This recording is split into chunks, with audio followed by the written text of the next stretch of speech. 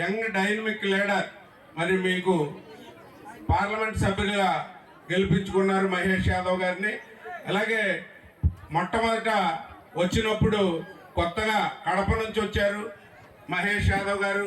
మరి ఆయన మంచి యంగ్ కానీ పనులు ఎలా చేస్తారని మీరు అందరూ కూడా కొంచెం ఆలోచనలో పడ్డారు. మరి ఎన్నికల్లో గెలిచిన దగ్గర నుంచి, ఎందుకంటే నేను 1986 నుంచి రాజకీయాల్లో ఉన్నా, ఎంతో మంది పార్లమెంట్ సభ్యులు, మంత్రివర్యులు, ప్రభుత్వాలను కూడా చూసాం మనం.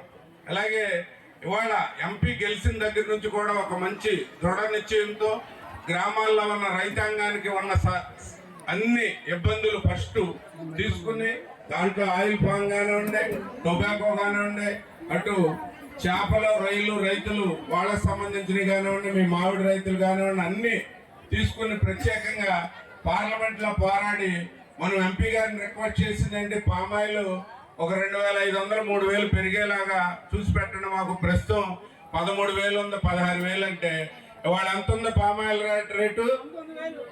19,050 రూపాయలు ఇవాళ ఉందంటే అదంతా కూడా తెలుగుదేశం ప్రభుత్వం రావటం, మన పార్లమెంట్ సభ్యులు పుట్ట మహేష్ యాదవ్ గారిని మనం గెలిపించుకుంటాం. ఎందుకంటే ఈయన కృషితో పాటు నీతి ఆయోగ్లో చంద్రబాబు నాయుడు గారు కూడా మాట్లాడి, అలాగే లోకేష్ గారు పాదయాత్ర వచ్చినప్పుడు కూడా దీని గురించి మాట్లాడిన దానికి ఎంపీ గారి కృషి వల్ల ఈ రేట్లు వచ్చినాయి.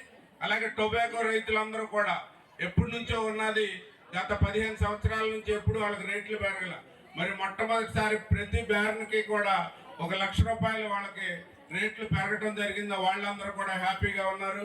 అలాగే కోకో, కొబ్బరి రైతులందరూ కూడా హ్యాపీగా ఉన్నారు. మీ మామిడికి సంబంధించింది కూడా మరి మంత్రి గారు కానీ ఎంపీ గారు కానీ మాట్లాడతానన్నారు. అలాగే మీ అందరికీ మంచి శుభవార్త, ఎందుకంటే నాకు ఎంపీ గారు అంతా క్లియర్ గా చెప్పలేదు. ప్రతి మీటింగ్ లో కూడా మరి పోలవరం ప్రాజెక్ట్ కంటే కూడా చింతలపూడి ఎత్తుపోతలే మన ప్రాంతానికి ముఖ్యం.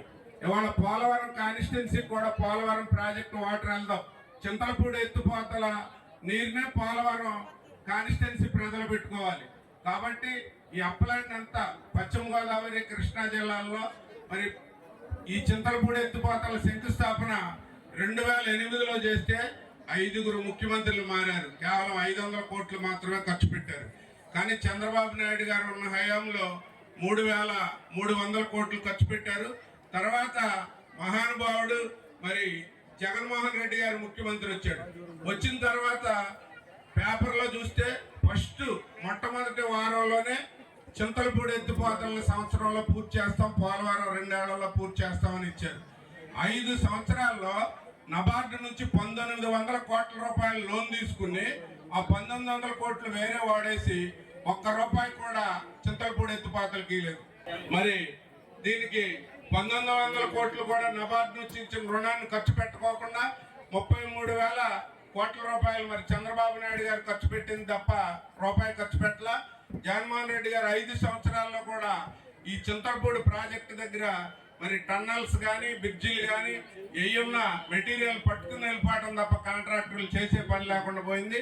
ఇవాళ మరలా చంద్రబాబు నాయుడు గారు గెలిచాక ఆర్థిక పరమైన ఎన్ని ఇబ్బందులున్నా మరి మన పార్లమెంట్ సభ్యులు పుట్ట మహేష్ యాదవ్ గారు, అలాగే మా శాసనసభ్యులు చింతలపూడి రోషన్ గారు, అలాగే మన మంత్రివర్యులు కొలిసి పార్థసారథి గారు గట్టిగా పట్టుకుని మరి ప్రత్యేకంగా రామానాయుడు గారిని, అలాగే ముఖ్యమంత్రి గారితో గ్రాంట్ శాంక్షన్ చేయించి 2,500 కోట్ల రూపాయలు దీనికి ఇచ్చి 2016 కల్లా 110 కిలోమీటర్ల కాలువ పూర్తి చేయడమే కాకుండా రైతాంగానికి నీళ్ళిచ్చేటట్టు, అలాగే భూముల నిర్వాసితులు కోల్పోయిన వాళ్ళ కాలువల వాళ్ళకు కూడా సరైన ధర మీడియంగా ప్రాంతంలో ఎలా ఉందో చూసి ఇచ్చేటట్టు ఏర్పాటు చేసినందుకు మరి ఎంపీ గారికి ప్రత్యేకంగా నేను కృతజ్ఞతలు తెలియజేస్తున్నా. అలాగే మంత్రి గారికి, అలాగే పెద్దలు మనందరికి కావాల్సిన వారు ఏబి వెంకటేశ్వరరావు గారికి కూడా నా కృతజ్ఞతలు తెలియజేస్తూ, మీ అందరినీ కమ్మవారిని, తోటి వారికి, అన్ని కులాల్లో ఉన్న పేద బడుగు బలహీన వర్గాల వారికి, చదువుకునే పిల్లలకు కానీ అన్ని రకాల వైద్యం విద్యలో ఏ అవకాశం ఉన్నా